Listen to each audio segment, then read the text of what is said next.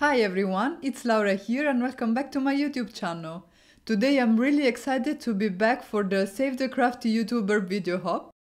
This hop was put together by some of the biggest names in the industry as well as by some very generous sponsors in order to support those channels who have been affected by changes in the YouTube Partner Program and also to give you the possibility of discovering new channels and crafty tutorials. There will be prizes given away at each stop in the hop, so make sure to watch all the videos in this hop and comment under each of them to maximize your chances to win. I will link to the next video in the hop in the description box down below, so once you're done watching this video, make sure to leave a comment and then hop over to the next stop. And if you did like this video, you can let me know by giving it a thumbs up and subscribing to my channel. It would really mean a lot to me. Before telling you a little bit more about the giveaways, I wanted to spend a couple of words on today's project. And in today's video, I'll be showing you how to incorporate a die-cut sentiment into a scene in a way that it looks like it's part of the scene itself. And the reason why I picked this particular project is that scene cards are my favorite cards to make. So if you're new to this channel, I wanted to give you a flavor of what you can expect to see here more often than not. And because I love coloring so much, I decided to include some of that as well. And again, because alcohol markers are kind of my go-to medium, I decided to share some coloring with Copics and Spectrum Noir markers of this very cute image by my favorite things. I will list all the supplies I used in the description box down below as well as on my blog, so you can go there if you're curious to see what I used. But now it's time to talk about giveaways. As I mentioned, there will be prizes along each stop in the hop, which are offered by the sponsors you see on screen. And for this particular video, you have a chance to win a $25 gift certificate to the Simon Says Stamp store, as well as 2 inks by Catherine Puller.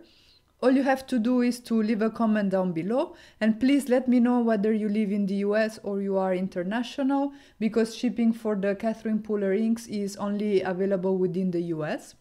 Winners will be picked on February the 26th, and you have until the 10th of March to claim your prizes.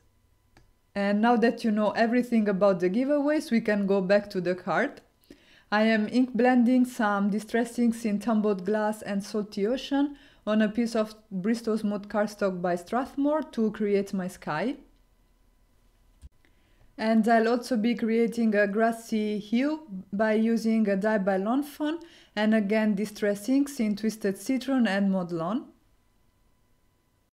And I am blending my inks upwards, creating an ombre effect which will give more dimension to my panels. Once I was done ink blending, I could go ahead and trim down the sky and the grassy hue using a dye by Studio Katia. And it's now time to move on to the sentiment. I wanted to have sort of an ombre effect on the sentiment as well, so I'm doing again some ink blending with distress inks, and this time I'm using mustard seed, dried marigold and carved pumpkin. I will run everything through my die cutting machine, and this is the results, and I think it looks really neat. I prepared a few more elements that will help me set the scene. So I have some clouds, I have some more little images that I colored off camera, and I also created a white shadow for my sentiment in order to separate it from the background even more. And now that I have everything ready, I can go ahead and assemble my scene. I will start from the grassy border and from the little elephant because they will give me a reference point as to where to position my die-cut letters. In order for the sentiment to look as if it's part of the landscape, I decided to arrange the letters in a way that they follow the curve of the hue, and also to add a little cloud behind the sentiment.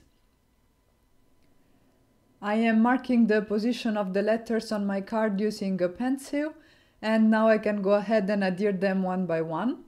And I'm using liquid glue and a fine tip applicator so that I'm sure I don't put too much glue down. And I'm also using some tweezers to help me position the letters.